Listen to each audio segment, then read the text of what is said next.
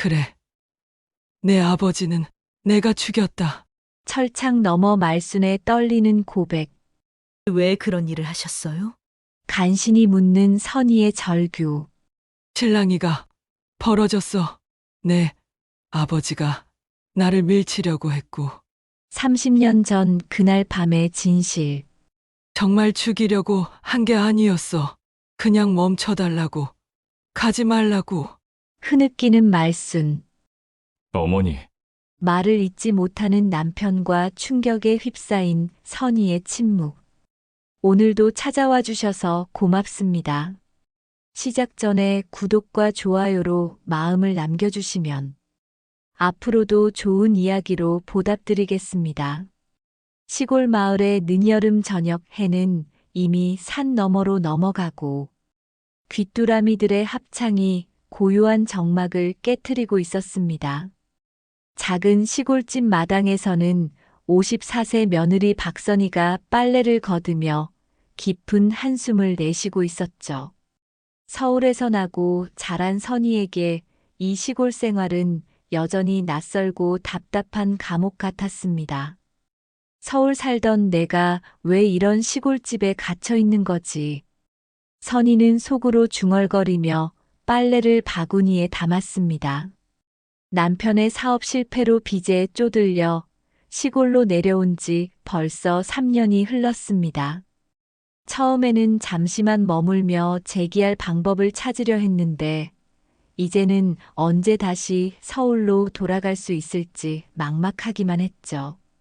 빨래를 걷는 선희의 손길에는 원망이 묻어 있었습니다. 서울에서는 회사 다니며 자신만의 생활이 있었는데 지금은 하루 종일 집안일과 농사일만 반복하고 있었습니다. 새벽 5시에 일어나 밥을 짓고 시어머니와 함께 밭에 나가 김매기를 하고 점심을 준비한 후 다시 오후 농사일을 돕고 저녁을 차리고 설거지까지. 이런 생활이 3년째 계속되고 있었죠.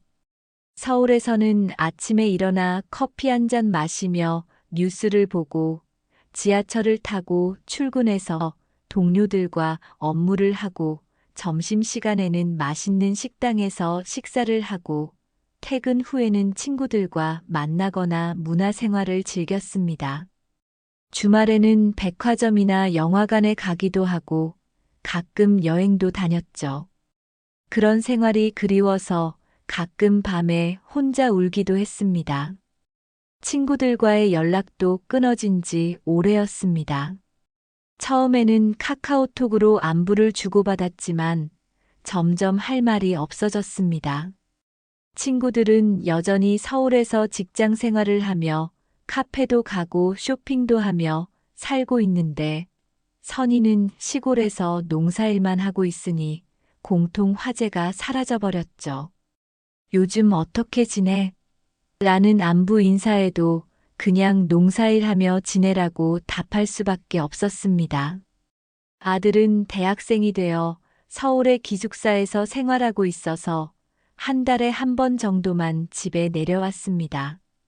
아들이 집에 오면 선희는 잠시나마 서울 이야기를 들을 수 있어서 좋았지만 아들도 시골 생활에는 별로 관심이 없어 보였습니다. 엄마, 언제 서울로 올라와? 라고 물어보곤 했는데 선희는 답하기 어려웠죠. 남편은 새로운 일자리를 찾기 위해 일주일의 절반은 서울에 나가 있었습니다. 월요일부터 수요일까지는 서울에서 지내고 목요일 저녁에 시골로 내려와서 일요일 오후에 다시 올라가는 패턴이었죠. 남편이 있을 때는 그나마 대화 상대가 있어서 좋았지만 남편이 없는 나머지 시간은 시어머니와 단둘이 지내야 했습니다. 그래서 선희는 대부분의 시간을 79세 시어머니 최말순과 단둘이 보내야 했습니다. 처음에는 시어머니와 친해지려고 노력했지만 세대 차이와 성격 차이 때문에 쉽지 않았습니다. 말순은 일제강점기에 태어나 한국 전쟁을 겪고 가난 속에서 자식들을 키우며 살아온 강인한 여성이었습니다. 반면 선희는 경제개발 시대에 태어나 풍요로운 환경에서 자라 대학까지 나온 도시 여성이었죠. 선희는 시어머니를 떠올리며 또 한 번 한숨을 쉬었습니다. 말수는 과묵하고 고집이 센 성격으로 며느리와 깊은 대화를 나누려 하지 않았습니다. 농사일에만 매달려 살아온 터라 도시 생활을 해본 선희의 마음을 이해하지 못했죠.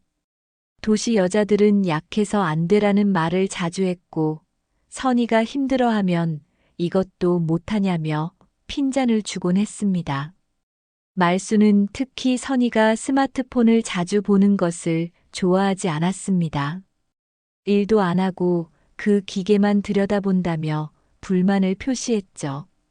선희에게는 스마트폰이 바깥 세상과 연결되는 유일한 창구였는데 그마저도 눈치를 봐야 했습니다. 텔레비전을 볼 때도 말수는 트로트나 옛날 드라마만 보려고 해서 선희는 자신이 보고 싶은 프로그램을 포기해야 할 때가 많았습니다. 선희 역시 시골의 관습과 시어머니의 생활 방식에 적응하기 어려워했습니다. 새벽 5시에 일어나는 것부터 시작해서 모든 일을 손으로 직접 해야 하는 농사일, 이웃들과의 복잡한 인간관계까지 모든 것이 어려웠죠. 특히 마을 사람들은 선희를 서울에서 온 며느리라고 부르며 호기심 어린 시선으로 바라봤는데 그런 시선들이 부담스러웠습니다. 마을 아주머니들은 가끔 선희에게 서울이 그리우시죠? 라고 물어봤지만 선희는 솔직하게 대답하기 어려웠습니다. 그렇다고 하면 시어머니 앞에서 예의가 아닌 것 같고 아니다라고 하면 거짓말 같았거든요. 그래서 여기도 좋아요라고 애매하게 답하곤 했지만 속마음은 전혀 달랐습니다. 그때 말순이 밭일을 마치고 집으로 돌아오고 있었습니다. 허리가 구부정하고 걸음걸이는 느렸지만 여전히 매일 새벽 5시부터 밭에 나가서 일을 했습니다. 선희는 처음에는 나이든 시어머니가 무리하는 것 같아 어머니, 이제 그만 쉬세요라고 말렸지만 말수는 일하지 않으면 죽는다며 고집을 부렸죠. 농사가 생계의 전부인 말순에게는 일을 멈춘다는 것이 곧 죽음을 의미했습니다. 말수는 젊은 시절부터 이 땅에서 농사를 지으며 살아왔습니다. 20살에 시집 와서 시아버지, 시어머니를 모시며 농사일을 배웠고 자식들을 키우면서도 밭일을 쉰 적이 없었습니다. 결혼 후 50년 넘게 살면서 한 번도 농사일을 쉰 적이 없었죠. 시아버지가 돌아가신 후에도 혼자서 밭을 관리하며 살아왔고 며느리가 와서도 농사일만큼은 자신이 주도권을 잡고 있었습니다. 말순의 하루는 규칙적이었습니다. 새벽 5시에 일어나서 마당을 쓸고 우물에서 물을 길어와 세수를 하고 밥을 지어 먹은 후 밭으로 나갔습니다. 오전 내내 밭일을 하고 점심을 먹은 후 잠시 쉬었다가 오후에 다시 밭으로 나가서 해가 질 때까지 일을 했죠. 저녁에는 농기구를 정리하고 내일 할 일을 미리 준비해 두는 것이 일상이었습니다. 그런데 오늘은 평소와 달랐습니다. 말수는 집에 들어오자마자 평소와는 다른 행동을 보였습니다. 늘 하던 대로 농기구를 창고에 정리하는 대신 대문 옆에 세워둔 낡은 삽을 조용히 챙겼습니다. 그 삽은 말순이 수십 년간 사용해온 것으로 손잡이가 닳아서 매끈해질 정도였죠. 삽날도 여러 번 갈아 끼운 흔적이 있었고 곳곳에 녹이 슬어 있었지만 여전히 튼튼했습니다. 평소 같으면 삽을 창고에 넣어두고 우물에서 손을 씻은 다음 마루에 앉아 잠시 쉬었다가 저녁을 먹었는데 오늘은 완전히 다른 패턴이었습니다. 말수는 삽을 든 채로 집 주변을 한 바퀴 돌아보더니 뒷산 방향을 유심히 바라봤습니다. 마치 무언가를 확인하는 듯한 표정이었죠. 그리고 주변에 사람이 없는지 살펴보기도 했습니다. 선희는 부엌에서 저녁 설거지를 하다가 창문 너머로 시어머니의 이상한 행동을 지켜봤습니다. 말수는 삽을 어깨에 메고 집 뒤쪽 뒷산 방향으로 걸어가고 있었습니다.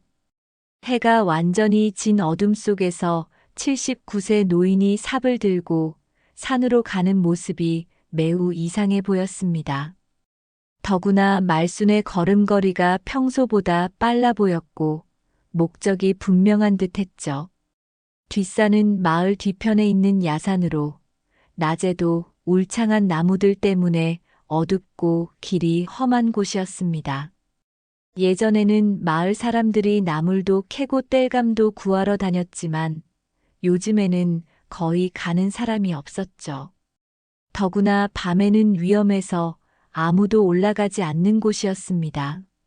어머니, 어디 가세요? 선희가 창문을 열고 큰 소리로 물어봤지만 말수는 뒤돌아보지도 않고 그대로 어둠 속으로 사라져버렸습니다. 마치 선희의 목소리가 들리지 않는 것처럼 묵묵히 걸어갔죠. 저 늦은 시간에 삽을 들고 어디로 가시는 걸까? 선희는 혼잣말을 하며 불안감을 느꼈습니다. 선희는 창문 앞에서 한참을 망설이다가 결국 호기심과 불안에 이끌려 시어머니를 따라가기로 결심했습니다. 뭔가 이상한 일이 벌어지고 있다는 직감이 들었거든요. 3년을 함께 살면서도 시어머니에 대해 모르는 것이 너무 많다는 생각이 들었습니다. 특히 과거 이야기에 대해서는 거의 아는 것이 없었죠. 선희는 조용히 현관문을 열고 밖으로 나왔습니다. 밤 공기가 차갑게 느껴졌고 귀뚜라미 소리만 정막을 깨트리고 있었죠. 마을은 이미 모든 집에 불이 꺼져 있었고 가로등 몇 개만이 희미하게 길을 비추고 있었습니다. 선희는 혹시 누군가에게 들킬까봐 조심스럽게 움직였어요. 말순이 사라진 뒷산 방향으로 조심스럽게 발걸음을 옮겼습니다. 낮에는 그리 높지 않아 보였던 산이 밤에는 거대하고 위압적으로 느껴졌어요. 산으로 올라가는 길은 더욱 깜깜했고 선희는 스마트폰의 손전등을 켜려다가 혹시 시어머니에게 들킬까봐 그만두었죠. 달빛에 의존해서 조심스럽게 길을 찾아갔습니다. 산길은 생각보다 험했습니다. 돌이 많고 나뭇가지들이 길을 가로막고 있어서 몇 번이나 걸려 넘어질 뻔했죠. 선희는 서울에서 살 때 등산을 해본 적이 거의 없어서 이런 산길이 익숙하지 않았습니다. 평소 신던 슬리퍼 대신 급하게 운동화를 신고 나왔지만 발목이 삐끗할까봐 조심스럽게 걸어야 했어요. 올라가면서 선희는 시어머니에 대한 여러 생각들이 머릿속을 스쳐갔습니다. 말수는 항상 과거 이야기를 꺼리는 편이었어요. 시아버지에 대한 이야기도 거의 하지 않았고 젊은 시절 얘기도 물어보면 옛날 일은 다 지난 일이라며 말을 돌렸습니다. 한 번은 선희가 아버지는 어떤 분이셨어요? 라고 물었는데 말순이 갑자기 얼굴이 굳어지면서 모르는 게 약이라고 했던 기억이 났어요. 10분 정도 올라가다 보니 희미하게 움직이는 그림자가 보였습니다. 달빛 아래에서 누군가가 무언가를 하고 있는 모습이 보였죠. 바로 시어머니 말순이었습니다. 선희는 큰 나무 뒤에 숨어서 시어머니의 행동을 지켜봤습니다. 말순은 텃밭 뒤쪽에 있는 오래된 감나무 근처에서 땅을 파고 있었어요. 그 감나무는 선희도 알고 있었습니다. 마을에서 가장 오래된 나무 중 하나로 말순이 시집 왔을 때부터 있었다고 들었거든요. 가을이면 달콤한 감이 주렁주렁 열리는 나무였는데 말수는 그 나무를 특별히 아끼는 것 같았어요. 다른 사람이 감을 따려고 하면 안 된다며 막곤 했죠. 말순의 움직임은 목적이 분명해 보였습니다. 마치 정확한 위치를 알고 있는 것처럼 주저함 없이 삽을 휘둘렀죠. 79세의 나이에도 불구하고 삽질하는 모습이 꽤 힘차 보였습니다. 평생 농사일을 해온 사람의 체력이었어요. 선희는 숨을 죽이고 지켜보면서 시어머니가 정확히 무엇을 하고 있는지 궁금했습니다. 말수는 가끔 주변을 살피면서 혹시 누군가 보고 있는지 확인하는 것 같았어요. 그럴 때마다 선희는 나무 뒤로 더 몸을 숨겼습니다. 마치 오랫동안 계획해온 일을 실행하는 것처럼 보였죠. 땅을 파는 위치도 대충 정한 것이 아니라 정확히 측정한 듯 했어요. 한 30분 정도 지났을까요? 말순이 파던 흙 속에서 뭔가 딱딱한 것이 부딪히는 소리가 들렸습니다. 툭 하는 소리가 밤의 정적을 깼어요. 말순은 삽을 옆에 두고 손으로 흙을 헤치기 시작했습니다. 그러더니 낡은 나무 상자가 하나 드러났어요. 상자는 그리 크지 않았지만 말순이 조심스럽게 다루는 것을 보니 꽤 중요한 물건이 들어있는 것 같았습니다. 상자를 끄집어낸 말순은 잠시 멈춰서 상자를 바라봤습니다. 그 표정에는 복잡한 감정이 서려 있는 것 같았어요. 그리움인지 후회인지 아니면 두려움인지 알 수 없었지만 분명히 단순한 감정은 아니었죠. 말수는 상자를 땅 위에 조심스럽게 놓고 다시 삽을 들었습니다. 선희는 더 가까이 가서 보고 싶었지만 들킬까봐 나무 뒤에서 지켜볼 수밖에 없었습니다. 말수는 상자를 한번 쳐다본 후 다시 같은 자리에 구덩이를 더 깊이 파기 시작했어요. 뭔가 더 있는 것 같았죠. 이번에는 더 조심스럽게 파는 것 같았습니다. 마치 깨지기 쉬운 것이 묻혀 있는 것처럼요. 그때 갑자기 누군가가 선희의 어깨를 툭 쳤습니다. 깜짝이야. 선희는 깜짝 놀라서 소리를 낼 뻔했지만 재빨리 입을 막았어요. 심장이 쿵쿵 뛰는 소리가 들릴 정도였죠. 뒤돌아보니 마을의 노인 이만석이 서 있었습니다. 75세의 만석은 밤마다 산책을 하는 습관이 있어서 이 시간에도 돌아다니고 있었던 거였어요. 평소 불면증이 있다고 했는데 밤에 집에만 있으면 답답해서 마을을 돌아다닌다고 했었죠. 그런데 하필 오늘 이 시간에 이곳까지 올라온 게 이상했습니다. 만석은 선희를 보고 의아한 표정을 지었습니다. 선희 씨, 이런 밤에 여기서 뭐 하고 있어요? 집에서 뭐 일이라도 났나요? 선희는 당황해서 대답하지 못했어요. 어떻게 설명해야 할지 모르겠더라고요. 시어머니를 미행했다고 할 수도 없고, 그렇다고 거짓말을 할 수도 없었습니다. 만석은 선희가 바라보고 있던 방향을 따라 시선을 돌렸습니다. 그리고 말순이 땅을 파고 있는 모습을 발견했죠. 만석의 표정이 순간 굳어졌어요. 저게 뭐야? 만석이 작은 목소리로 중얼거렸습니다. 저기, 저 할망구 또 뭐 숨기나 보네. 만석이 의심스러운 눈빛으로 말했습니다. 만석은 평소에도 말순을 좋게 보지 않았어요. 예전에 마을에서 돈이 없어진 일이 있었는데 그때 말순을 의심하는 사람들이 있었거든요. 증거는 없었지만 마을 사람들 사이에서는 그런 소문이 계속 돌고 있었습니다. 만석은 계속해서 말순을 지켜보면서 혀를 찼습니다. 전에도 이상했어. 남편이 갑자기 사라졌을 때도 그랬고, 저 나이에 밤중에 산에 와서 땅을 파다니. 분명히 뭔가 숨기는 게 있을 거야. 만석의 목소리가 점점 커지고 있었어요. 선희는 혹시 시어머니에게 들릴까봐 걱정되었습니다. 그런데 그 순간 말순의 움직임이 멈췄습니다. 말순이 고개를 들어 이쪽을 바라보고 있었어요. 달빛 아래에서 말순의 눈빛이 번뜩이는 것이 보였습니다. 분명히 선희와 만석의 존재를 눈치챈 것 같았죠.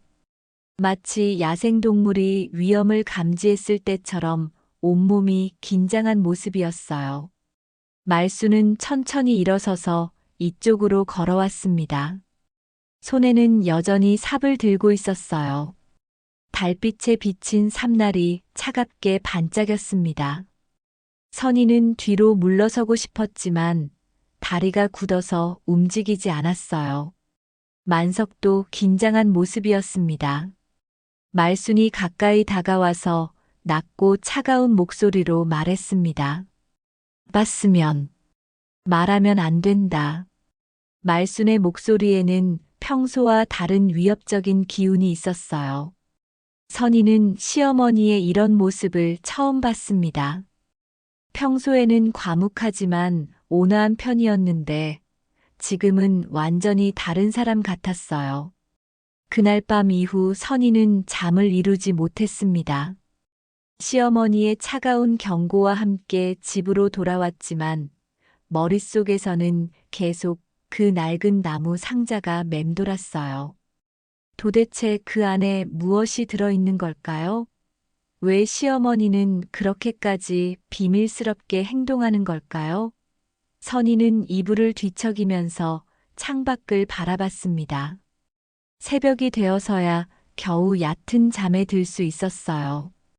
다음 날 아침 말순은 평소와 다름없이 새벽 5시에 일어나 밭으로 나갔습니다. 선희는 시어머니가 집을 나서는 소리에 잠에서 깼어요. 부엌으로 나가보니 이미 아침밥이 차려져 있었고 말순은 농기구를 챙기고 있었습니다. 선희는 시어머니의 얼굴을 살펴봤지만 어젯밤 일에 대해서는 전혀 언급하지 않았어요. 어머니, 아침 드세요. 선희가 말했지만 말순은 고개만 끄덕일 뿐 말이 없었습니다. 평소보다 더 과묵해 보였어요. 마치 아무 일도 없었던 것처럼 행동했지만 선희는 시어머니의 눈빛에서 평소와 다른 경계심을 느낄 수 있었습니다. 시어머니의 손이 미묘하게 떨리고 있다는 것도 눈치챘어요. 아침을 먹으면서도 선희의 마음은 편하지 않았습니다. 밥맛도 없고 자꾸만 뒷산 쪽을 바라보게 되었어요. 시어머니가 밭에 나간 틈을 타서 혼자 올라가 볼까 하는 생각도 들었지만 어젯밤 말순의 무서운 표정이 떠올라 선뜻 용기가 나지 않았습니다. 그때 문득 이만석 할아버지가 했던 말이 생각났어요. 또 뭔가 숨기나 보내라는 말에서 또라는 단어가 계속 머릿속에 맴돌았습니다. 오전 9시쯤 선희는 빨래를 하기 위해 마당으로 나갔습니다. 그런데 마을 입구 쪽에서 사람들이 모여서 뭔가 이야기하고 있는 것이 보였어요. 평소보다 더 많은 사람들이 모여 있었고 목소리도 크게 들렸습니다. 선희는 궁금해서 빨래 바구니를 들고 그쪽으로 가봤어요. 어젯밤에 뒷산에서 무슨 일이 있었다더라. 마을 이장의 부인이 말했습니다. 이만석 어르신이 그러시던데 최 씨 집 할머니가 밤중에 뭔가를 파고 있었다고. 옆집 아주머니가 맞장구 쳤어요. 또 뭔가 숨기는 거 아니야? 전에도 도둑이 났잖아. 다른 아주머니가 목소리를 낮춰 말했습니다. 그때도 그 집이 수상했어. 갑자기 돈이 생겼다고 하더니 아들 대학 등록금을 어떻게 마련했는지도 의심스럽고 선희는 빨래 바구니를 꽉 움켜쥐었습니다. 사람들이 자신의 가족에 대해 이야기하고 있다는 것이 충격적이었어요. 더구나 아들의 대학 등록금까지 언급하다니. 선희는 그동안 시어머니가 어떻게 그 돈을 마련했는지 궁금했었는데 마을 사람들도 같은 의문을 가지고 있었던 것 같았습니다. 그런데 이번에는 뭘 묻은 거야? 젊은 아줌마가 물어봤습니다. 모르지. 하지만 분명히 좋은 일은 아닐 거야. 밤중에 몰래 하는 일이 뭐가 있겠어. 이장 부인이 고개를 흔들었어요. 선희는 더 이상 듣고 있을 수 없어서 집으로 돌아왔습니다. 마을 사람들 사이에서 이미 소문이 돌고 있었어요. 이만석이 어젯밤 일을 다른 사람들에게 이야기한 것 같았습니다. 선희는 걱정이 되기 시작했어요. 이런 소문이 계속 퍼지면 시어머니에게 큰 문제가 될 수도 있었습니다. 점심시간이 되어 말순이 밭에서 돌아왔습니다. 선희는 시어머니의 표정을 살펴봤는데 평소보다 훨씬 어두워 보였어요. 얼굴도 창백하고 눈가에 그늘이 져 있었습니다. 아마 밭에 나가면서 마을 사람들의 시선과 수군거림을 느꼈을 것 같았어요.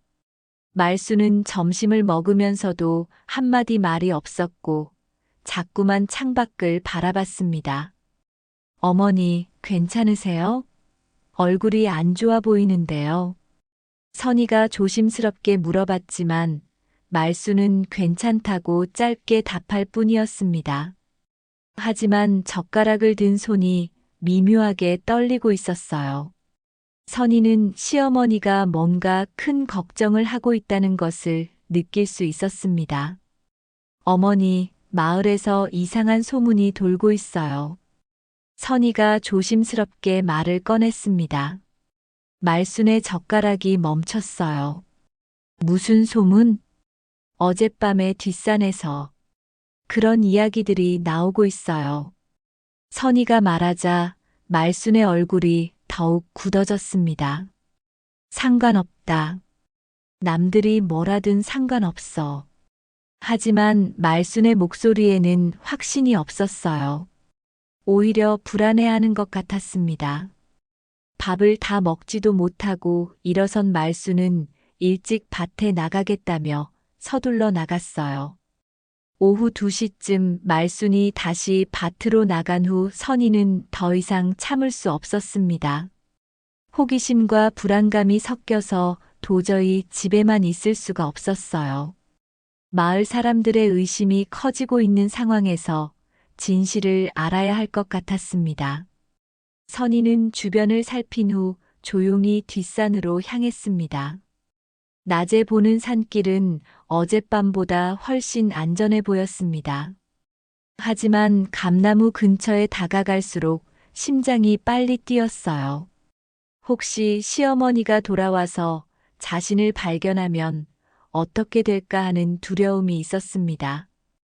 어젯밤 삽을 휘두르던 시어머니의 모습이 자꾸 떠올랐어요. 감나무 근처에 도착하니 어젯밤 말순이 땅을 판 흔적이 그대로 남아 있었습니다. 흙이 새로 파진 자리가 여러 곳 보였어요.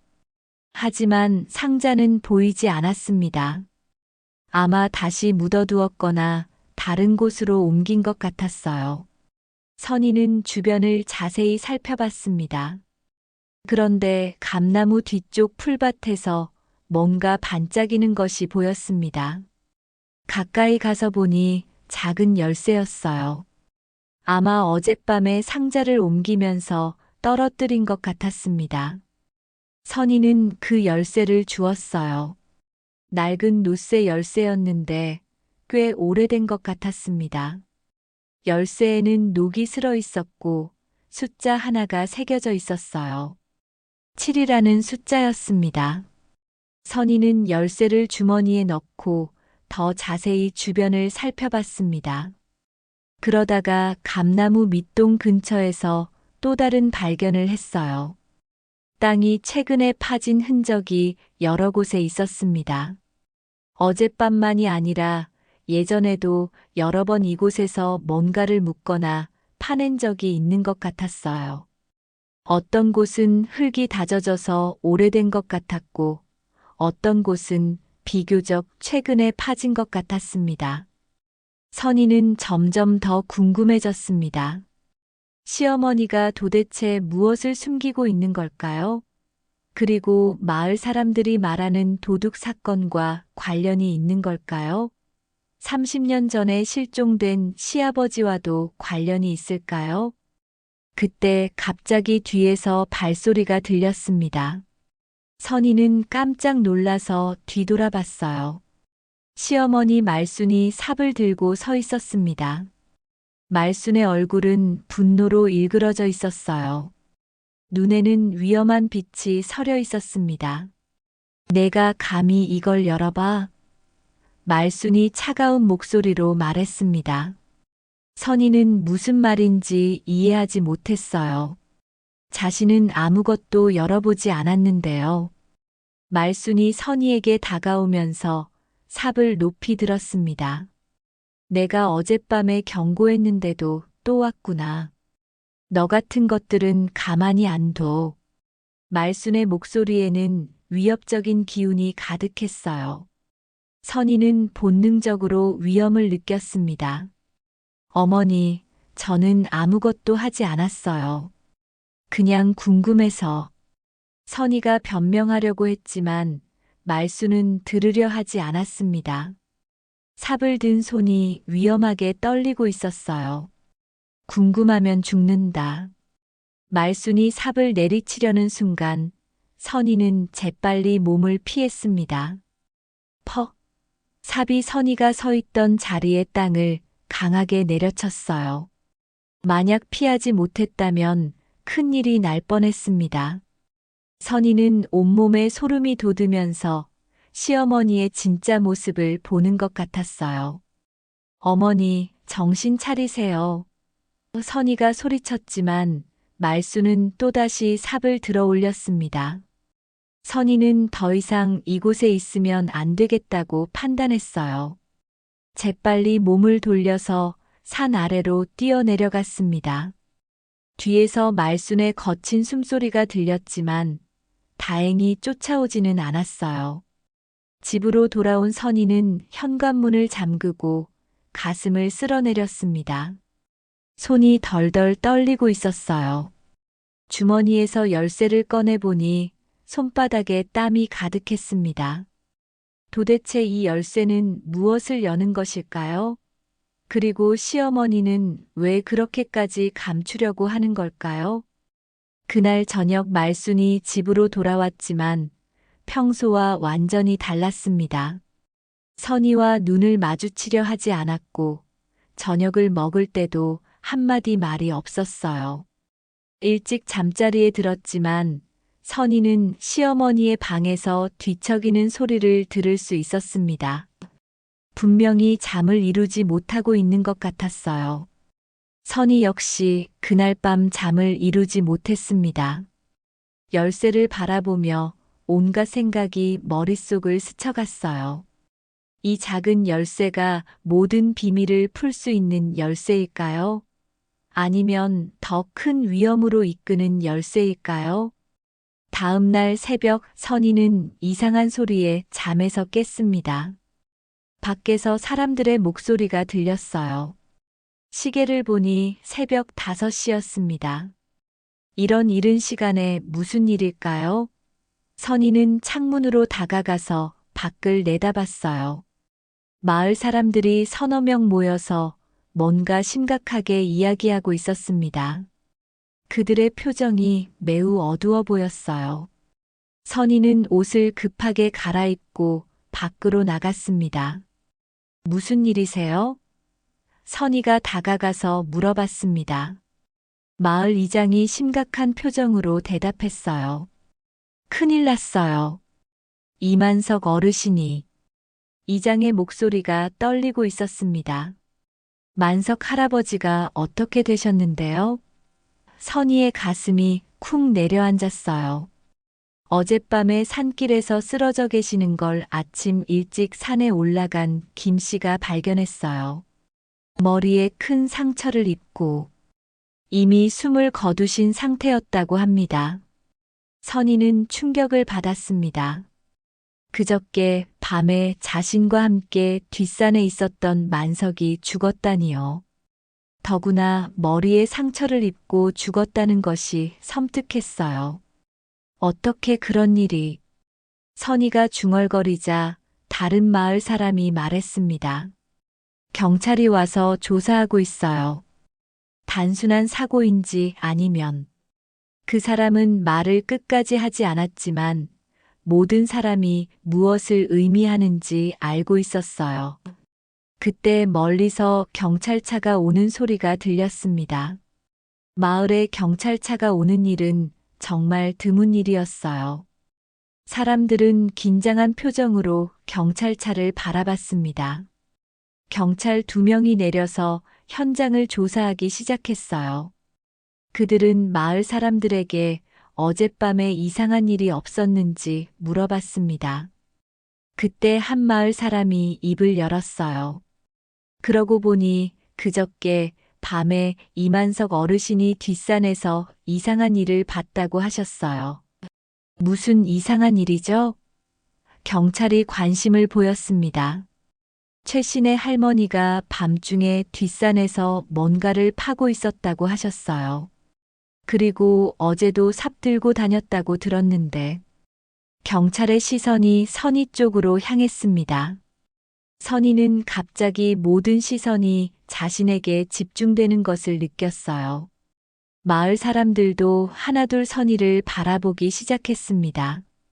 어제도 삽 들고 다녔다고요? 경찰이 물어봤습니다. 네, 여러 사람이 봤어요. 최신의 할머니가 오후에도 삽을 들고 뒷산 쪽으로 가는 걸 봤다고 해요. 선희는 점점 상황이 나빠지고 있다는 것을 느꼈습니다. 마을 사람들의 의심이 시어머니에게 집중되고 있었어요. 그리고 실제로 시어머니는 어제 삽을 들고 자신을 위협했었죠. 그분 지금 어디 계시죠? 경찰이 물어봤습니다. 아마 집에 계실 거예요. 선희가 떨리는 목소리로 대답했습니다. 경찰은 선희와 함께 집으로 향했습니다. 집 앞에 도착하니 말순이 마당에서 빨래를 널고 있었어요. 평소와 다름없는 모습이었지만 경찰을 보는 순간 표정이 굳어졌습니다. 최말순 씨 맞으시죠? 경찰이 다가가서 물어봤습니다. 네, 그런데 무슨 일이세요? 말순이 대답했지만 목소리가 평소보다 떨리고 있었어요. 이만석 씨가 어젯밤에 사망한 사건으로 조사 중입니다. 몇 가지 여쭤볼 것이 있어서 왔습니다. 말순의 얼굴이 창백해졌습니다. 만석이가 죽었다고요? 네, 산길에서 머리에 상처를 입고 발견되었습니다. 어제 오후에 삽을 들고 뒷산에 가신 것이 맞나요? 말순은 잠시 대답하지 않았습니다. 그러다가 천천히 고개를 끄덕였어요. 네, 밭일 때문에 갔었습니다. 밭일이라고 하시면 감나무 주변에 잡초가 많아서 정리하러 갔어요. 경찰은 말순의 대답을 메모했습니다. 그리고 더 구체적인 질문을 했어요. 몇 시쯤 가셨고 언제 돌아오셨나요? 오후 3시쯤 갔다가 5시쯤 돌아왔습니다. 선희는 시어머니가 거짓말을 하고 있다는 것을 알았습니다. 실제로는 더 늦게까지 산에 있었거든요. 그리고 자신을 위협했던 일도 있었고요. 그 시간에 이만석 씨를 만나신 적이 있나요? 말순이 잠시 망설였습니다.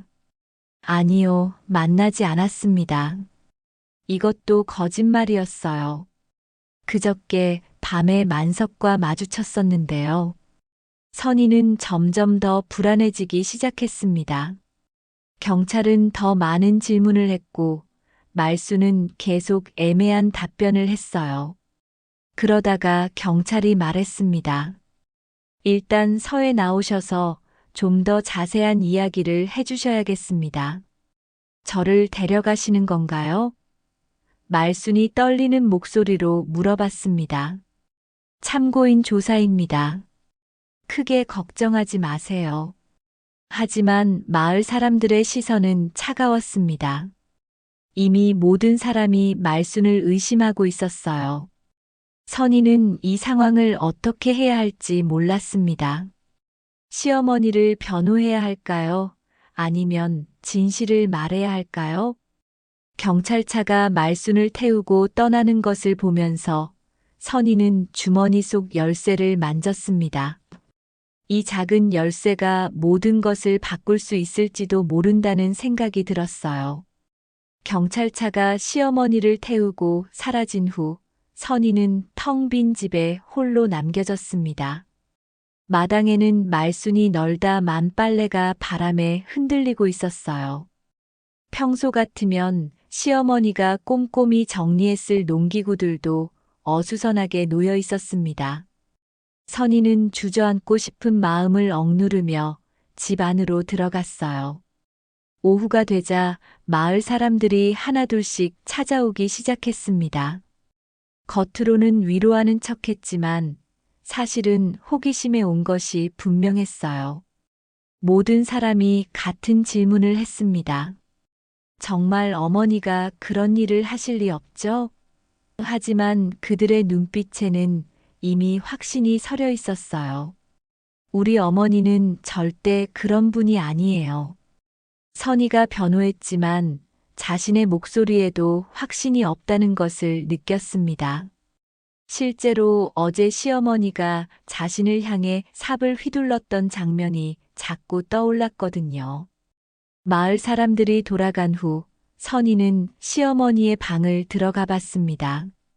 평소에는 들어가지 않던 곳이었지만 뭔가 단서를 찾을 수 있을 것 같았어요. 방은 말순답게 매우 정리정돈이 잘 되어 있었습니다. 오래된 가구들과 시아버지의 사진이 벽에 걸려 있었어요. 선희는 시아버지 사진을 자세히 봤습니다. 30년 전에 실종되었다는 시아버지는 자상해 보이는 얼굴이었어요. 하지만 말수는 시아버지에 대한 이야기를 거의 하지 않았습니다. 가끔 좋은 사람이었다고만 했을 뿐이죠. 선희는 문득 궁금해졌어요.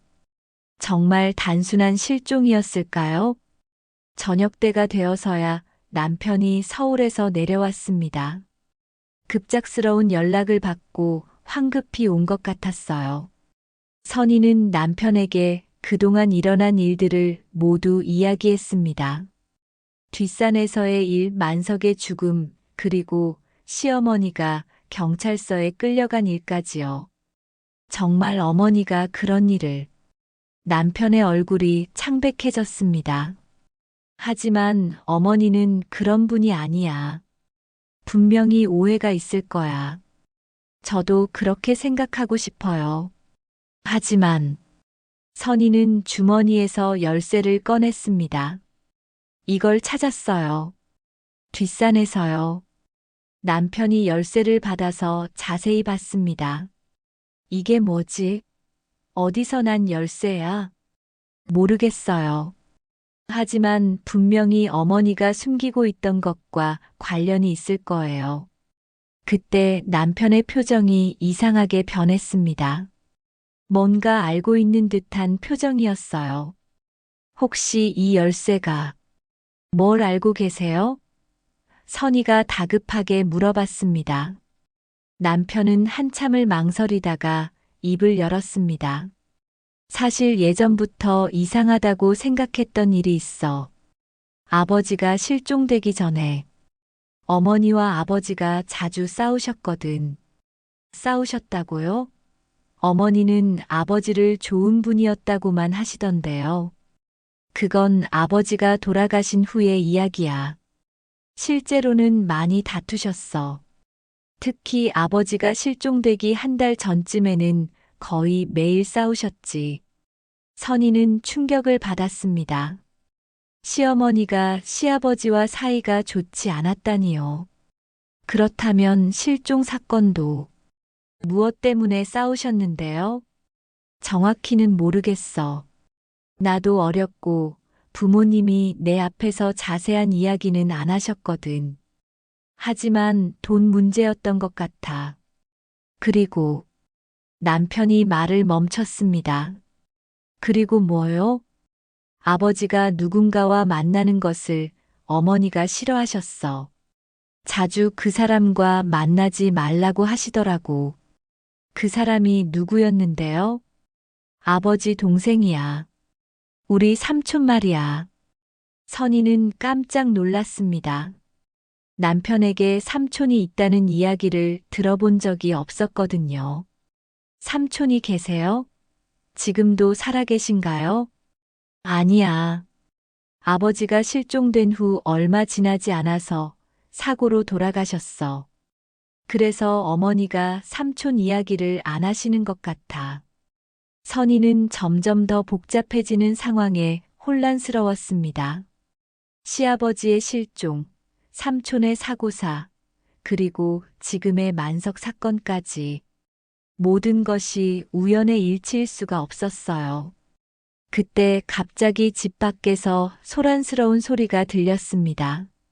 마을 사람들이 모여서 큰 소리로 이야기하고 있었어요. 선희와 남편이 급하게 밖으로 나가봤습니다. 들었어? 경찰 조사에서 뭔가 나왔다더라. 뭐가 나왔다는 거야? 최 씨 집 할머니가 거짓말을 했다는 거야. 실제로는 어젯밤 늦게까지 산에 있었다고. 선희는 가슴이 철렁 내려앉았습니다. 시어머니의 거짓말이 들통난 것 같았어요. 그리고 30년 전 남편 실종 사건도 다시 조사한다더라. 정말? 그럼 그때도 뭔가 이상한 일이 있었다는 뜻이네. 마을 사람들의 이야기는 점점 과격해졌습니다. 누군가는 항상 수상하다고 생각했다고 했고, 다른 사람은 돈이 갑자기 생긴 것도 이상했다고 했어요. 선희는 이런 상황을 견딜 수 없었습니다. 여러분, 그만 좀 해주세요. 아직 확정된 것도 아닌데 왜 이렇게 단정하세요?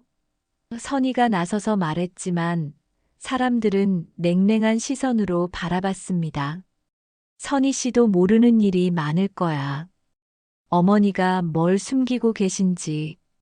그때 마을 이장이 나타났습니다. 모두들 집으로 돌아가세요. 경찰 조사가 끝날 때까지 함부로 추측하지 맙시다. 사람들이 하나둘 흩어진 후 이장이 선희에게 다가왔습니다. 선희 씨, 힘들겠지만 견뎌내세요. 진실은 밝혀질 거예요. 하지만 이장의 말에도 위로가 되지 않았습니다. 선희는 남편과 함께 집으로 들어갔어요. 우리 어머니는 정말 그런 일을 하실 리 없어. 남편이 중얼거렸지만 목소리에는 확신이 없었습니다. 당신은 정말 어머니에 대해 모르는 게 없어요? 선희가 물어봤습니다. 남편은 한참을 생각하더니 말했습니다. 사실, 어머니는 우리를 살리려고 했을 뿐이야. 아버지가 실종된 후에도 우리를 키우시려고 정말 많이 노력하셨어. 어떤 일이 있었든 간에 어머니 나름의 이유가 있었을 거야. 선희는 남편의 말에서 뭔가 숨겨진 진실이 있다는 것을 느꼈습니다. 남편도 모든 것을 알고 있는 것은 아니지만 분명히 뭔가를 알고 있었어요. 그날 밤 선희는 열쇠를 바라보며 생각했습니다. 이 열쇠가 모든 비밀을 풀 수 있는 열쇠일까요? 시어머니는 정말 무고한 것일까요? 아니면 정말로 숨겨진 비밀이 있는 것일까요? 멀리서 경찰서 방향을 바라보며 선희는 내일 무슨 일이 일어날지 두려웠습니다. 시어머니가 언제 돌아올 수 있을까요? 그리고 마을 사람들의 의심은 더욱 커질까요? 다음 날 아침 선희는 경찰서에서 온 전화를 받았습니다. 시어머니 말순의 조사가 계속되고 있으며 며칠 더 시간이 필요하다는 내용이었어요. 더 충격적인 것은 30년 전 시아버지의 실종 사건도 재수사에 들어간다는 소식이었습니다. 30년 전 사건까지 다시 조사한다고요? 선희가 떨리는 목소리로 물어봤습니다. 네, 당시 수사가 제대로 이루어지지 않았던 부분들이 있어서 재조사하게 되었습니다. 혹시 당시 상황에 대해 아시는 것이 있으면 연락 주세요. 전화를 끊은 후 선희는 남편에게 이 소식을 전했습니다. 남편의 얼굴이 더욱 창백해졌어요. 30년 전 일까지 이제 어떻게 되는 거야? 남편이 중얼거렸습니다. 오후가 되자 경찰이 직접 집으로 찾아왔습니다. 이번에는 형사가 함께 왔어요. 그들은 집안을 자세히 살펴보고 시어머니의 방도 수색했습니다. 선희는 불안한 마음으로 지켜볼 수밖에 없었어요. 혹시 이런 상자 본 적 있으세요? 형사가 사진을 보여주었습니다. 선희가 뒷산에서 본 바로 그 나무 상자였어요. 아, 네, 본 적이 있어요. 선희가 솔직하게 대답했습니다. 언제 어디서 보셨나요? 선희는 어쩔 수 없이 뒷산에서 시어머니를 미행했던 일을 털어놓았습니다. 형사는 선희의 이야기를 자세히 메모했어요. 그 상자 안에 뭐가 들어있는지 보셨나요? 아니요, 멀리서 봤기 때문에 정확히는 모르겠어요. 형사는 계속해서 질문했습니다. 혹시 이 열쇠 본 적 있으세요? 선희가 찾았던 바로 그 열쇠를 보여주었어요. 선희는 잠시 망설였습니다. 진실을 말해야 할까요? 결국 선희는 자신이 뒷산에서 그 열쇠를 찾았다고 말했어요. 형사의 눈빛이 날카로워졌습니다. 상자와 열쇠. 흥미롭네요. 조사 결과 그 상자 안에는 상당한 양의 현금이 들어 있었습니다. 현금이요? 선희가 놀라서 물어봤습니다. 네, 그리고 몇 가지 흥미로운 물건들도요. 오래된 시계, 사진, 편지 등이 있었습니다. 형사는 사진 몇 장을 꺼내서 보여주었습니다. 이 사진들 혹시 아세요? 첫 번째 사진은 젊은 시절의 말순이었습니다. 그런데 옆에 서 있는 남자가 시아버지가 아니었어요. 전혀 다른 사람이었습니다. 선희는 깜짝 놀랐어요. 이 남자분이 누구인지 아세요? 형사가 물어봤습니다. 남편이 사진을 자세히 보더니 놀란 표정을 지었습니다. 이건 우리 삼촌 같은데요. 삼촌이라고 하시면 제 아버지 동생입니다. 아버지가 실종된 후 얼마 지나지 않아서 사고로 돌아가셨어요. 형사가 메모를 하면서 말했습니다. 그리고 이 편지도 발견되었습니다. 낡은 편지지를 보여주었어요.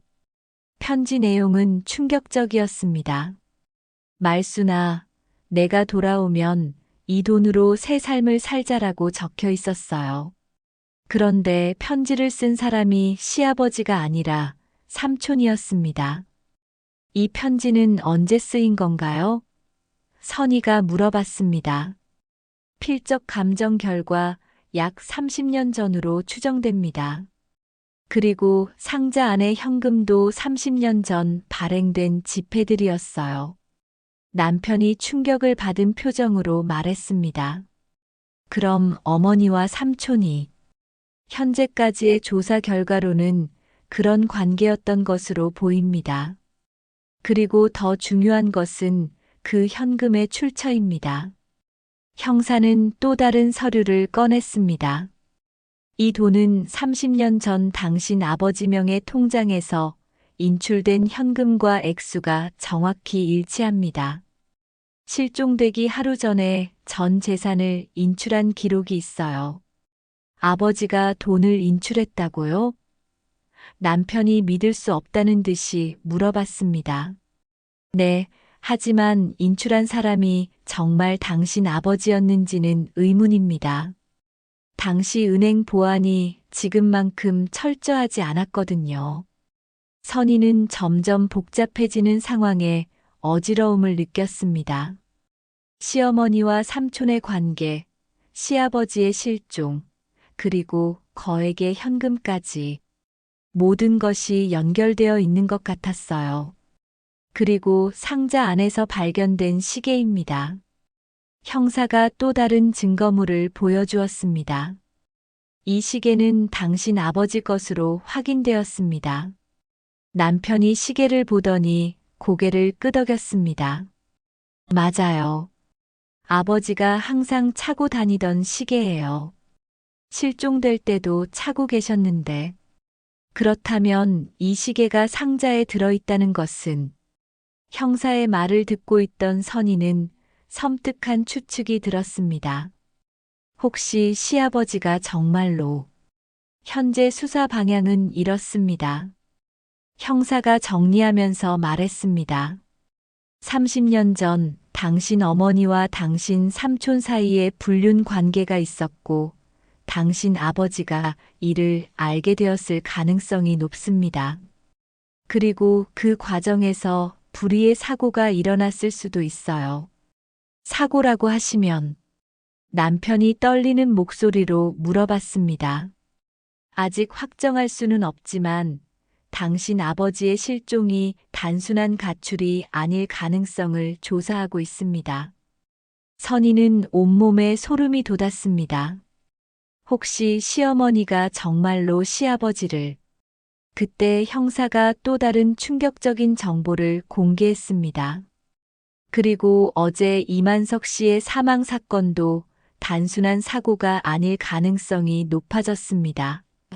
부검 결과 머리 상처가 넘어져서 생긴 것이 아니라 둔기에 맞아. 현재 최말순 씨는 두 사건 모두와 관련해서 조사를 받고 있습니다. 혹시 추가로 알고 계신 것이 있으면 언제든 연락 주세요. 형사들이 떠난 후 선희와 남편은 한동안 말이 없었습니다. 모든 것이 너무 충격적이었어요. 함께 살아온 시어머니가 이런 비밀을 가지고 있었다니요. 당신 정말 몰랐어요? 어머니와 삼촌의 관계를 선희가 물어봤습니다. 남편이 고개를 저었습니다. 전혀 몰랐어. 하지만 이제 생각해보니 아버지가 실종된 후에 어머니가 갑자기 돈이 생겼던 것도 이상했고 삼촌이 자주 우리 집에 왔던 것도. 그럼 어머니가 정말로 모르겠어. 하지만 어머니 나름의 이유가 있었을 거야. 어머니는 우리를 지키려고 했을 뿐이야. 선희는 남편의 말을 이해할 수 없었습니다. 어떤 이유가 있다고 해도 살인은 정당화될 수 없었거든요. 하지만 동시에 3년을 함께 살아온 시어머니를 생각하면 복잡한 감정이 들었어요. 그날 밤 선희는 모든 것을 정리해 보려고 했습니다. 30년 전의 불륜, 시아버지의 의문스러운 실종, 삼촌의 사고사, 그리고 지금의 만석 사건까지. 모든 것이 시어머니 말순과 연결되어 있었어요. 사흘 후 경찰서에서 연락이 왔습니다. 말순이 모든 것을 자백했다는 소식이었어요. 선희는 남편과 함께 경찰서로 향했습니다. 가는 길 내내 아무 말이 없었지만 둘 다 같은 생각을 하고 있었어요. 정말 시어머니가 그런 일들을 저질렀을까요? 경찰서에 도착하니 담당 형사가 나와서 상황을 설명해 주었습니다. 최말순 씨가 30년 전 사건과 이번 사건 모두에 대해 자백했습니다. 하지만 상당히 복잡한 사정이 있었던 것 같습니다. 어떤 사정이요? 선희가 물어봤습니다. 일단 직접 들어보시는 게 좋겠습니다. 면회가 가능합니다. 선희와 남편은 형사를 따라 면회실로 들어갔습니다. 유리창 너머로 시어머니 말순이 앉아 있었어요. 며칠 사이에 많이 늙어 보였습니다. 머리는 더욱 희어졌고 얼굴에는 깊은 주름이 패여 있었어요. 말순은 선희와 남편을 보자 고개를 들었습니다. 그 눈에는 미안함과 슬픔이 가득했어요. 하지만 동시에 어떤 해방감 같은 것도 보였습니다. 어머니, 남편이 떨리는 목소리로 말했습니다. 미안하다, 아들아. 그리고 선희야, 너에게도 정말 미안해. 말순의 목소리는 쉰 목소리였어요. 선희는 무엇부터 물어봐야 할지 몰랐습니다. 그동안 품어왔던 의문들이 너무 많았거든요. 어머니, 정말 아버지를. 남편이 말을 끝내지 못했습니다. 말순이 깊은 한숨을 쉬었습니다. 그래, 내 아버지는 내가 죽였다. 선희는 실제로 들어보니 더욱 충격적이었습니다. 그동안 추측만 했던 일이 현실이 된 것 같았어요. 왜 그런 일을 하셨어요? 선희가 간신히 물어봤습니다. 말순이 천천히 이야기를 시작했습니다. 30년 전 내 시아버지는 좋은 사람이었어. 하지만 너무 무기력했지. 농사도 제대로 안 되고 돈도 못 벌고 가족을 제대로 돌보지 못했어. 말순의 목소리에는 오랫동안 묻어두었던 원망이 섞여 있었어요. 그때 내 삼촌이 자주 우리 집에 왔어. 형과 달리 능력도 있고 돈도 잘 벌었지. 그리고 나를 이해해줬어. 그래서 삼촌과 남편이 힘들게 말했습니다. 그래, 잘못된 관계가 시작됐어. 나도 처음에는 죄책감을 느꼈지. 하지만 내 삼촌은 나에게 새로운 삶을 약속했어. 이 가난한 시골을 벗어나서 도시에서 새로 시작하자고 했지. 선희는 상자에서 발견된 편지가 떠올랐습니다. 새 삶을 살자는 내용의 편지 말이에요. 그런데 내 아버지가 알게 됐어. 말순의 얼굴이 어두워졌습니다. 어떻게 알았는지는 모르겠지만 어느 날 갑자기 나에게 따져 물었어. 그리고 내 삼촌과 만나지 말라고 했지. 그래서 싸우신 거였군요. 남편이 중얼거렸습니다. 매일 싸웠어.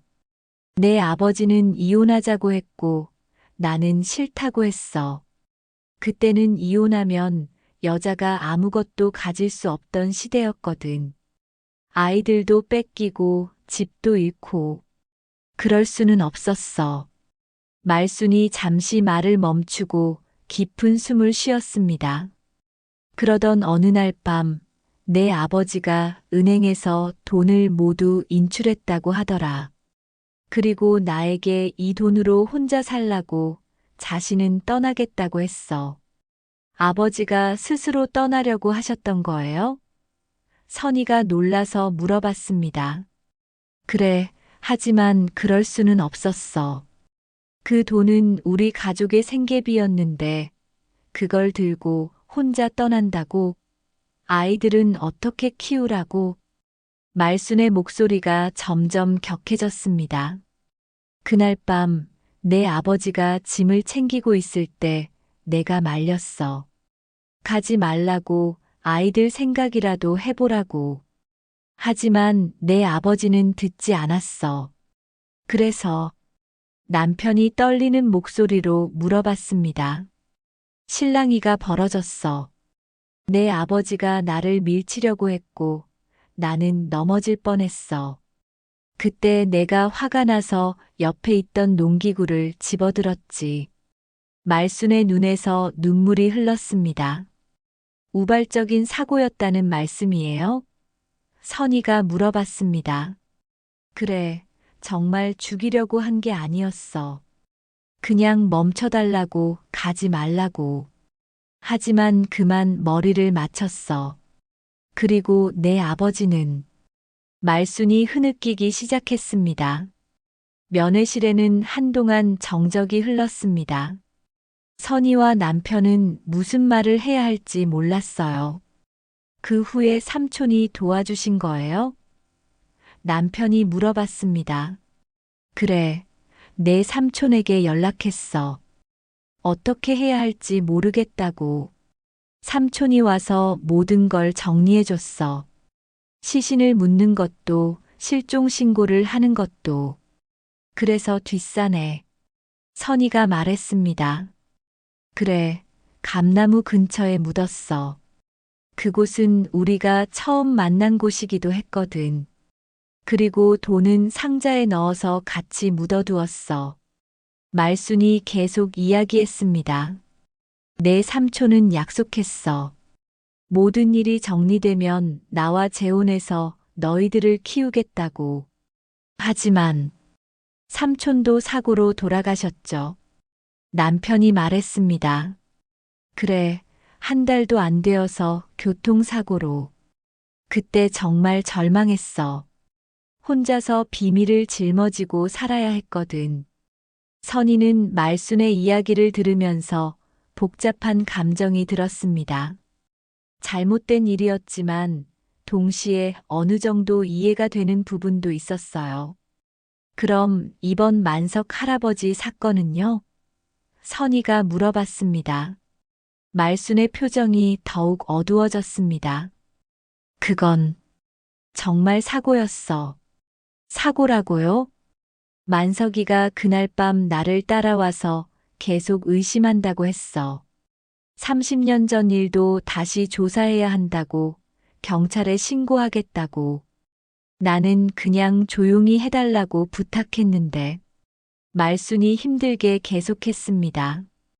만석이가 흥분해서 소리를 지르더라. 그러면서 나를 밀쳤어.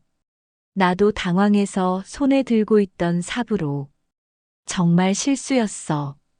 그래서 만석 할아버지가. 선희가 말을 마치지 못했습니다. 그래, 그 자리에서 쓰러졌어. 나는 너무 당황해서 그냥 도망쳤지.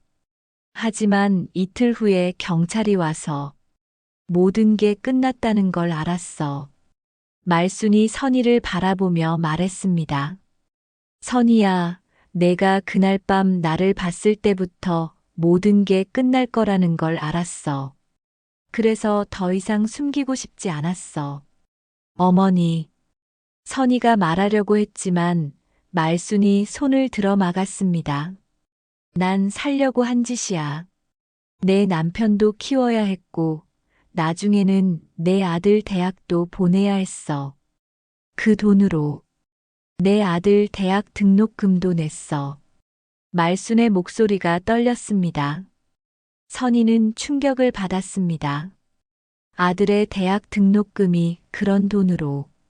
그런데 내가 본 그 밤, 난 그 돈으로 내 아들 졸업할 때까지 써야겠다고 생각했어. 마지막으로 꺼내려고 했던 거야. 말순이 철창 사이로 손을 뻗었습니다. 선희야, 미안해. 정말 미안해. 선희는 말순의 손을 잡을지 말지 망설였습니다. 이 모든 일이 너무 복잡하고 슬펐어요. 내 인생은 죄였구나. 말순이 중얼거렸습니다. 면회를 마치고 나온 선희와 남편은 한동안 차 안에서 말이 없었습니다. 모든 진실을 알게 된 지금 무엇을 해야 할지 막막했어요. 30년 동안 숨겨진 비밀이 드러나면서 그들의 삶도 완전히 바뀌게 되었습니다. 우리 이제 어떻게 해야 하지? 남편이 힘없이 물어봤습니다. 선희는 대답할 수 없었어요. 시어머니를 용서해야 할까요? 아니면 분노해야 할까요? 모든 것이 혼란스러웠습니다. 그런데 집으로 돌아가는 길에 남편이 갑자기 차를 세웠습니다. 선이야, 사실 나도 고백할 게 있어. 뭔데요? 선이가 의아하게 물어봤습니다. 어머니가 돈을 어떻게 마련하셨는지. 사실 나도 의심하고 있었어. 그리고 삼촌에 대해서도 조금은 알고 있었고, 선이는 충격을 받았습니다. 알고 있었다고요? 그럼 왜 지금까지 말하지 않으셨어요? 확신이 없었거든. 그리고 어머니가 우리를 위해서 하신 일이라고 생각했어. 내가 무능해서 가족을 제대로 돌보지 못했으니까. 남편의 고백은 계속되었습니다. 내 대학 등록금도 우리 결혼 자금도 모두 그 돈에서 나온 거야. 나는 알면서도 모른 척했어. 어머니의 희생을 외면한 거지. 선희는 남편을 새로운 시각으로 바라봤습니다. 그도 나름대로 죄책감을 안고 살아왔던 것 같았어요. 일주일 후 말순의 재판이 시작되었습니다. 30년 전 살인사건과 사체 유기, 그리고 최근의 만석 살해 사건까지 언론에서도 큰 관심을 보였어요. 시골 마을의 30년 비밀, 며느리가 폭로한 시어머니의 범죄 같은 제목의 기사들이 쏟아졌습니다. 재판정에서 말수는 모든 죄를 인정했습니다. 하지만 변호사는 30년 전 사건이 우발적 사고였다는 점과 당시의 어려운 상황을 강조했어요. 가부장적 사회에서 여성이 겪어야 했던 고통, 생계를 위한 절박함 등을 이야기했습니다. 그런데 재판 도중 놀라운 일이 벌어졌습니다. 검찰에서 새로운 증거를 제출한 것이에요. 30년 전 피해자의 시신에서 발견된 상처를 재분석한 결과 단순한 둔기 상처가 아닌 것으로 밝혀졌습니다. 검사가 발표했어요. 무슨 말입니까? 변호사가 놀라서 물어봤습니다.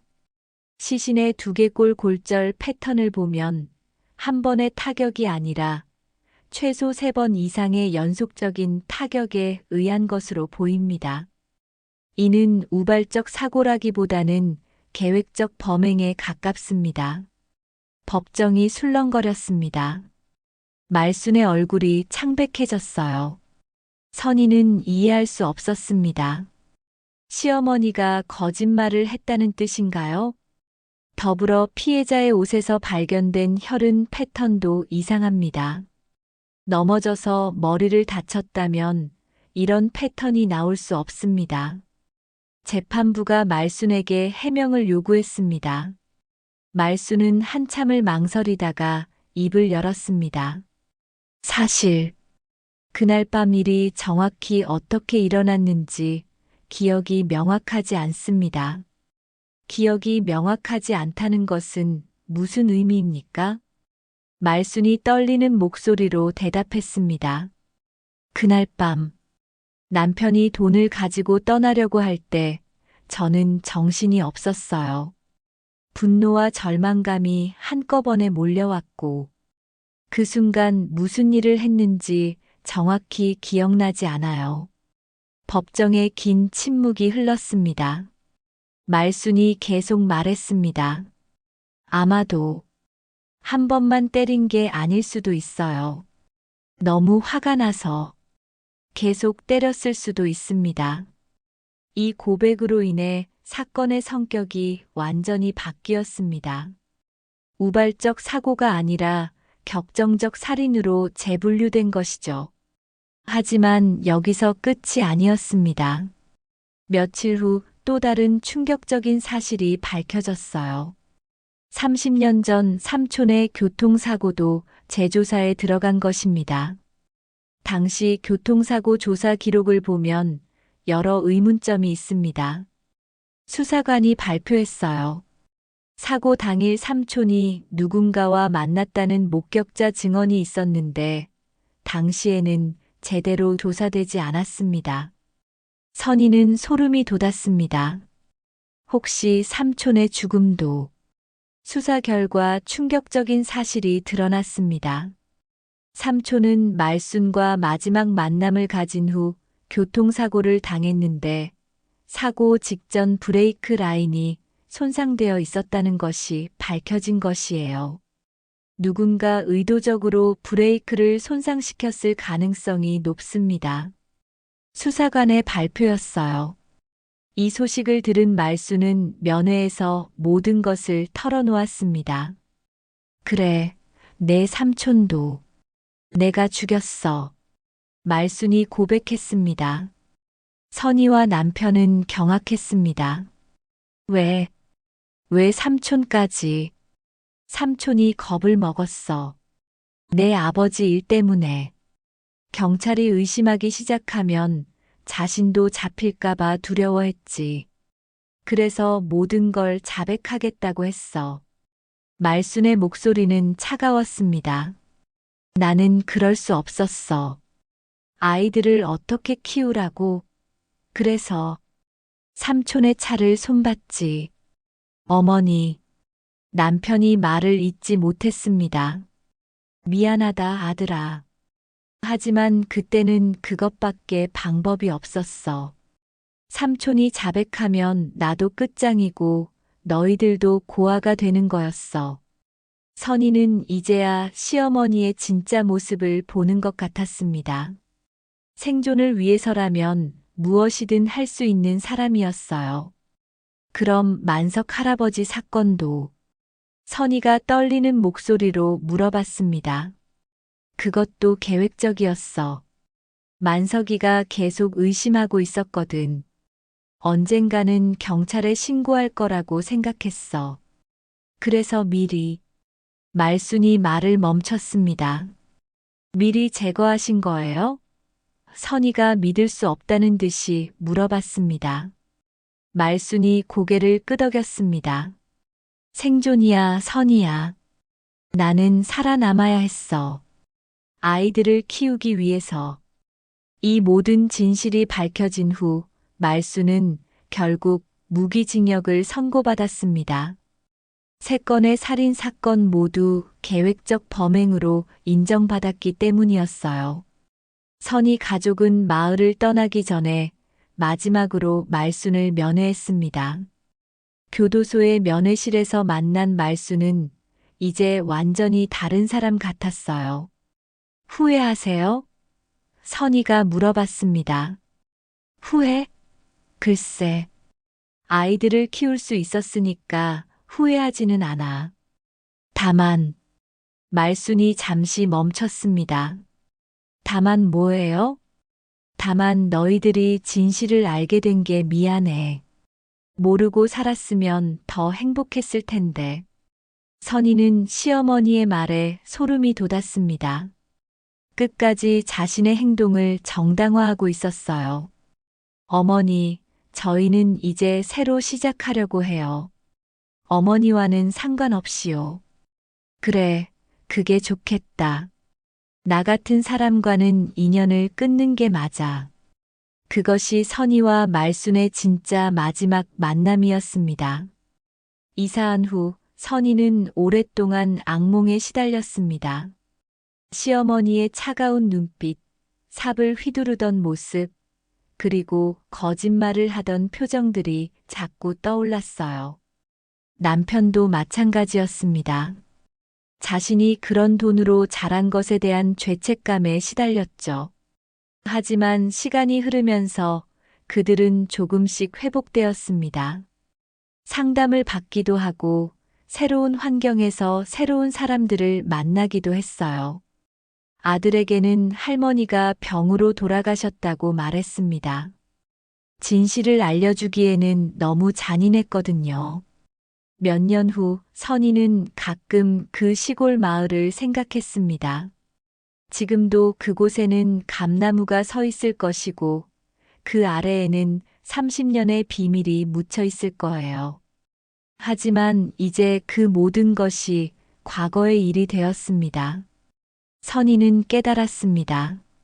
인간은 생존을 위해서 때로는 괴물이 될 수도 있다는 것을, 그리고 사랑이라는 이름으로 얼마나 잔인한 일들을 저지를 수 있는지를 말이에요. 집 뒤 감나무 아래, 이제 아무도 찾지 않는 그곳에는 바람만이 불고 있었습니다. 그리고 그 바람은 모든 죄와 비밀을 함께 날려보내고 있었어요. 함께 해주신 시간, 제게는 참 큰 선물이었습니다. 구독과 좋아요로 응원의 마음을 보내주신다면 앞으로도 더 따뜻한 이야기를 전하겠습니다.